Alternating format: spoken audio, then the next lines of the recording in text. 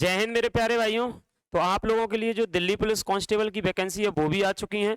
Total vacancy आप लोगों की 7,565 वैकेंसी आई हुई है। हम लोग इस वीडियो में टोटल डिस्कस करने वाले हैं कि आप लोगों के लिए जो एज का क्राइटेरिया है वो क्या रखा गया है, सिलेबस में क्या क्या चीज़ें आती हैं। तो इस वीडियो में टोटल जो जानकारी है वो आप लोगों का जो फिजिकल है उसका स्टैंडर्ड क्या रहता है, तो यहाँ पर डिस्कस करेंगे। ठीक है भाई, एक साइड से किसको ड्राइविंग लाइसेंस की ज़रूरत है, किसको ड्राइविंग लाइसेंस की ज़रूरत नहीं है, ऐसा सारा डिस्कशन हम लोग करेंगे। तो ये आप लोगों के दिल्ली पुलिस कांस्टेबल का नोटिफिकेशन है जिसमें आप लोगों के जो फॉर्म है वो भरना शुरू हो गए हैं। ठीक, 22/9/2025 से लेकर के 21/10/2025 तक आप लोगों के फॉर्म भरे जाएंगे। मतलब आपके फॉर्म भरना शुरू हो गए हैं, तो आप लोग आराम से आप अपने सारे डॉक्यूमेंट जो है उनको तैयार करके बेहतर तरीके से आप लोग अपने फॉर्म को भरना।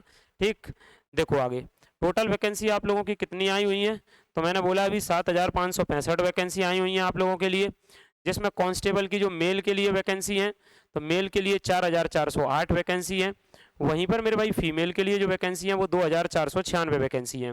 और बाकी ये बची हुई जो वैकेंसी है आप लोगों की 285 376 वो एक्स सर्विसमैन के लिए, किसके लिए है ये, तो ये एक्स सर्विसमैन के लिए आप लोगों के लिए वैकेंसी है। तो टोटल जो वैकेंसी है वो आपकी 7,500 कितनी वैकेंसी है मेरे भाई, 65 वैकेंसी है। चलते हैं इसमें कुछ और चीज़ों के बारे में। अच्छा, यहाँ पर एक बात और कि सर इसका जो पे स्केल रहता है, मतलब आप लोगों का जो वेतन रहेगा वो क्या रहेगा, तो 21,700 से आप लोगों का 69,100, 21,700 से 69,100 इतना आप लोगों का जो वेतन है वो रहता है। यानी लगभग आप लोगों की 40,000 का जो वेतन है वो बनता है शुरुआत से। यानी महीने का 40-42,000 ऐसा वेतन आप लोगों का बनेगा। तो 40,000 अप्रॉक्स आप लोग मान सकते हैं। तो शुरुआत से यहाँ पर आप लोगों की 40,000 रुपये की जो तनख्वाह है वो शुरू हो जाएगी, फिर आगे लगातार जो है वो बढ़ती रहेगी। ठीक है, आगे देखो मेरे भाई नेक्स्ट। अच्छा सर एज का क्या है, देखो एज आप लोगों की 18 से 25 होना चाहिए। एज आपकी 18 से 25 होना चाहिए। वो आप लोगों की जो एज है ना वो 1/7/2025, क्या मेरे भाई, 1/7 जो 2025 है ना, 1/7/2025 यहाँ से जो है वो एज आप लोगों की काउंट की जाएगी। मतलब 2/7/2000 से 1/7/2007 के बीच में होना चाहिए। देखो आप लोग 2/7/2000 से 1/7/2000 के बीच में आप लोगों की जो है वो क्या होना चाहिए, डेट ऑफ बर्थ होना चाहिए। वहीं पर अगर SC ST की बात करें तो 5 साल का एज रिलैक्सेशन मिलता है, मतलब उनके लिए 18 से 30 हो जाएगी। जनरल के लिए 18 से 25 है। SC ST को 5 साल का छूट मिलेगी एज में। वहीं पर OBC को कितने साल की मिलेगी सर, 3 साल की छूट मिलेगी।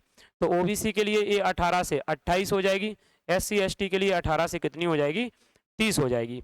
चलो तो ये एज का हो गया, ये किसका हो गया, आप लोगों का एज का क्राइटेरिया हो गया। अच्छा सर इसमें क्या क्वालिफिकेशन है, क्वालिफिकेशन क्या है आप लोगों की, इसमें क्वालिफिकेशन क्या है, 12वीं पास होना चाहिए, 12th पास होना चाहिए। आपकी जो क्वालिफिकेशन है इसमें वो क्या लगने वाली है, तो आप 12th पास होना चाहिए मेरे भाई। ठीक है सर, ये 11th क्या लिखा हुआ है, ये 11th तो लिखा हुआ है।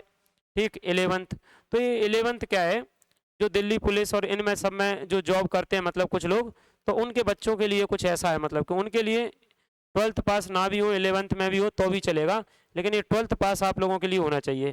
तो 10+2 जिनके पास है वो सारे के सारे लोग इसमें फॉर्म जो है उसको अप्लाई कर सकते हैं।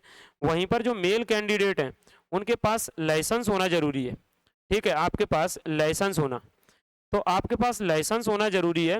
वो मोटरसाइकिल का भी हो सकता है, और लगा और का मतलब यह मोटरसाइकिल का भी हो सकता है, कार का भी हो सकता है। ठीक, ये लिख रहा है learning licence is not acceptable, learning licence नहीं होना चाहिए आपके पास, जो लाइसेंस है वो लर्निंग नहीं होना चाहिए। क्या कई लोग कह रहे हैं क्या सर अभी बनवा सकते हैं, बिल्कुल बनवा सकते हैं, क्योंकि ये कहता है कि जो लाइसेंस चाहिए वो जब चाहिए जब आपका फिजिकल होता है। लाइसेंस कब चाहिए मेरे भाई, जब आपका फिजिकल होता है। तो आप लोग अभी से बनवाओगे तो आराम से आप लोगों का लाइसेंस बन जाएगा। तो बिल्कुल आप लोग आराम से अभी भी लाइसेंस बनवा सकते हैं अगर किसी के पास लाइसेंस नहीं है तो। चलो नेक्स्ट बात करते हैं हम लोग इसमें। जो NCC सर्टिफिकेट होते हैं ना उसमें C सर्टिफिकेट वालों को 5% जो है एक्स्ट्रा नंबर मिलेंगे, B सर्टिफिकेट वालों को 3% और A सर्टिफिकेट वालों को 2%। वहीं पर आपकी जो परीक्षा फॉर्म है वो 100 रुपये आप लोगों की फीस लगेगी। कितनी फीस लगेगी मेरे भाई, 100 रुपये। अच्छा इसमें जो सिलेक्शन की प्रोसेस है वो क्या होगी, तो सिलेक्शन की प्रोसेस में पहले आप लोगों का एग्जाम होगा, एग्जाम के बाद आप लोगों का क्या होगा, फिजिकल होगा। उस फिजिकल के बाद आप लोगों का क्या होगा सर, मेजरमेंट टेस्ट होगा, फिर आपका मेडिकल होगा, फिर क्या होगा आप लोगों का मेडिकल होगा। और इसके बाद मेडिकल के बाद में मेरे भाई फिर क्या होगा, आप लोग शॉर्ट लिस्ट हो जाओगे। जो सारी चीज़ों में आपके अगर नंबर बेहतर हैं तो आप लोग इसमें शॉर्ट लिस्ट हो जाओगे। सर इसका जो सिलेबस है वो क्या रहता है, तो इसका जो सिलेबस है मेरे भाई, उसमें जनरल नॉलेज और करंट अफेयर, जनरल नॉलेज और करंट अफेयर के 50 क्वेश्चन आते हैं 50 नंबर के।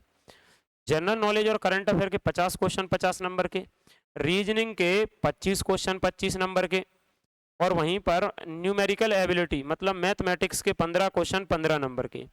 इसमें कंप्यूटर भी आता है, क्या आता है, कंप्यूटर, जिसमें ज़्यादातर क्वेश्चन आप लोगों को MS वर्ड और MS एक्सेल के मिलेंगे। ठीक, आप लोगों के 10 क्वेश्चन आएंगे ना, 10 क्वेश्चन 10 नंबर के, तो उसमें मैक्सिमम क्वेश्चन इनमें से, जैसे ये उसके कंप्यूटर का लिखा है, computer fundamental, MS Excel, MS Word, communication, internet, WW, web browser, ये सब आपके सिलेबस में रहेगा, जिसमें ज़्यादातर क्वेश्चन आपको बार बार MS एक्सेल और MS वर्ड के ही मिलेंगे। तो MS एक्सेल और MS वर्ड के मिलेंगे, तो मुख्यतः आप लोग इस पर बहुत अच्छे से फोकस जो है वो कर सकते हैं। क्या नेगेटिव मार्किंग होती है, बिल्कुल 0.25 है। 0.25 का मतलब 1/4 नेगेटिव मार्किंग है, 1/4 नेगेटिव मार्किंग है। तो आप लोगों की जो नेगेटिव मार्किंग है वो इसमें होती है मेरे भाई। ठीक, तो नेगेटिव मार्किंग आप लोगों की होती है। अच्छा सर और क्या है, अब ये फिजिकल का स्टैंडर्ड है आप लोगों का, फिजिकल का जैसे मेल है, ये किसके लिए है मेरे भाई, मेल कैंडिडेट के लिए। ये फिजिकल का किसके लिए है, तो मेल कैंडिडेट के लिए है। ये आप लोगों का मेल कैंडिडेट के लिए क्या है, आपको 6 मिनट में 1600 मीटर दौड़ लगानी पड़ेगी 6 मिनट में। वहीं पर लॉन्ग जंप 14 फीट है, और हाई जंप 3 फुट 9 इंच है। हाई जंप कितना मेरे भाई, 3 फीट 9 इंच है। ठीक, बाकी ये तो जो एक्स सर्विसमैन है उन सब के लिए है। ये मेल के लिए है कि आपको 6 मिनट में 1600 मीटर, 14 फीट जो है मेरे भाई लॉन्ग जंप है, और हाई जंप 3 फुट 9 इंच है। तो ये मेल के लिए है। बाकी नीचे जो है मैंने बोला एक्स सर्विसमैन के लिए है। अच्छा सर हाइट कितनी लगती है, तो इसमें जो हाइट है ना वो 170, इसमें हाइट 170 लगती है। जो पहाड़ी एरिया से लोग रहते हैं ना उनको 5 सेंटीमीटर की छूट मिल जाती है, मतलब 165 हो गई। जो ST कैंडिडेट हैं उनको भी 5 सेंटीमीटर की छूट मिलती है, ST कैंडिडेट को, तो उनके लिए भी 165 हो जाएगी। ठीक है, कोई अगर दिल्ली पुलिस में काम कर रहा है तो उनके बच्चों को भी मेरे भाई, उनके बच्चों को भी 5 सेंटीमीटर की छूट मिलती है। तो ये आप लोग देख लेना, 170 सेंटीमीटर हाइट है। अगर आप लोग पहाड़ी एरिया से हैं, ये सब दिया है, नागालैंड, अरुणाचल प्रदेश, मणिपुर, तो आप लोगों को जो छूट है वो 5 सेंटीमीटर और मिल जाएगी, मतलब आप लोग 165 भी होंगे तो भी चलेगी। ST कैंडिडेट है तो भी 5 सेंटीमीटर की आपको छूट मिलेगी। अगर अगर पहले से आपके जो पापा हैं या मम्मी हैं दिल्ली पुलिस में काम कर रहे हैं, तो आप लोगों को 5 सेंटीमीटर की इसमें क्या मिल जाएगी, छूट मिल जाएगी। आओ देखो, और ये चेस्ट है वो 81 सेंटीमीटर है, 4 सेंटीमीटर उसका एक्सपांसन करना पड़ेगा, यानी 81 से 85 के बीच में आपका चेस्ट होना चाहिए। इसमें भी आपको छूट मिलेगी। जो पहाड़ी क्षेत्र से उनको 5 सेंटीमीटर की, ST कैंडिडेट को 5 सेंटीमीटर की, जो दिल्ली पुलिस में काम कर रहे हैं उनके बच्चों को 5 सेंटीमीटर की। अच्छा अब फीमेल के लिए बात करते हैं, फीमेल कैंडिडेट के लिए फिजिकल का स्टैंडर्ड क्या है। तो फीमेल कैंडिडेट के लिए जो फिजिकल का स्टैंडर्ड है, उनको 8 मिनट में 1600 मीटर, लॉन्ग जंप उनको 10 मीटर, हाई जंप उनको 3 फीट, तो ये उनका फिजिकल है। बाकी मैंने बोला ये सब एक्स सर्विसमैन के लिए है, चेस्ट का इसमें रहता नहीं है, फीमेल कैंडिडेट के लिए चेस्ट का रहता नहीं है। ठीक है सर, हाइट का नहीं रहता क्या, बिल्कुल रहता। फीमेल कैंडिडेट के लिए हाइट 157 सेंटीमीटर। वहीं पर मैंने बोला फिर से पहाड़ी एरिया वाले लोगों को 2 सेंटीमीटर की छूट, फीमेल को 2 सेंटीमीटर की छूट, SC और ST कैंडिडेट को फीमेल में।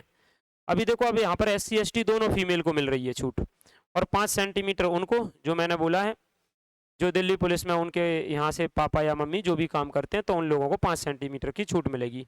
आओ देखो, तो ये बात हो गई मेरे भाई। सिलेबस में सर क्या रहेगा, तो सिलेबस मैंने आप लोगों को बताया था, सिलेबस आप लोगों को बोला था कि 50 नंबर की तो आपकी GK रहना है। तो बिल्कुल इसी नोटिफिकेशन में आपका GK का सिलेबस दे रखा है कि सर कहाँ कहाँ से क्वेश्चन आएंगे। जनरल अवेयरनेस यानी करंट अफेयर से साथ ज़्यादा क्वेश्चन रहेंगे। ठीक, जनरल नॉलेज में ये करंट इवेंट अभी जो घटना है उनसे क्वेश्चन रहेंगे। ठीक, ऐसे करके आप लोगों को और भी चीज़ें दी हैं।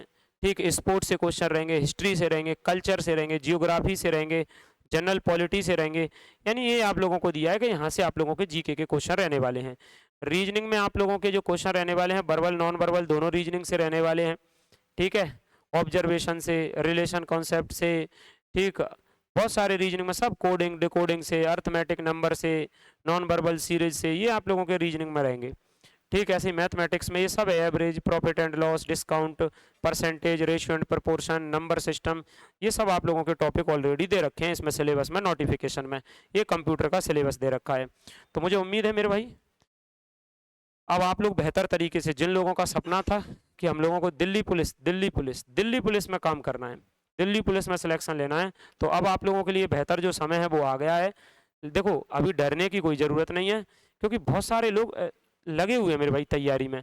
अब जो लोग तैयारी कर रहे हैं वो डरते हैं, डरना नहीं है, बस आप लोगों को अपना एक बेहतरीन सा प्लान बनाना है, प्रीवियस ईयर के क्वेश्चन लगाना है। जब आप प्रीवियस ईयर के क्वेश्चन लगाओगे तो आपको आइडिया लगेगा। क्या होता है जब हम पुराने पेपर देखते ही नहीं है तो हमको पता ही नहीं चलता कि पेपर आता कैसा है, बस हम लोग अपने आप में खोए रहते हैं। तो आप लोगों को प्रीवियस ईयर के क्वेश्चन पेपर लगा के अपनी कमियां ढूंढना है जो तैयारी कर रहे हैं लगातार। और मेरे भाई थोड़ा सा आप लोग जो पढ़ते हैं, पढ़ो मोबाइल से, मना नहीं कर रहा हूँ मैं कि मोबाइल से नहीं पढ़ो, क्योंकि अब पूरी दुनिया ही मोबाइल से पढ़ रही है, पर उसका क्या लिमिटेड यूज करो, कि बस पढ़ने के लिए यूज किया फिर उसको कहीं दूर रख दिया करो।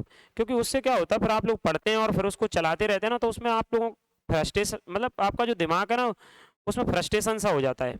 तो लोग बाग क्या है, ये कोई बोल ही नहीं रहा है, ठीक। तो आप मोबाइल का यूज करो, पर लिमिटेड मतलब यूज करना है आपको, पढ़ने के लिए यूज करो फिर उसको कहीं रख दिया करो।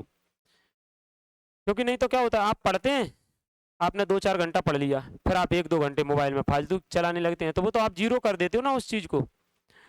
सो मेरे भाई मुझे उम्मीद है आप लोगों को ये जो वीडियो है वो पसंद आया होगा। आप लोग अगर चैनल पर नए हैं तो चैनल को सब्सक्राइब करना, वीडियो को लाइक और शेयर जरूर करना, और कमेंट करके जरूर जाना वीडियो कैसी लगी। अभी के लिए इतना, मिलते हैं नेक्स्ट वीडियो में। जय हिंद।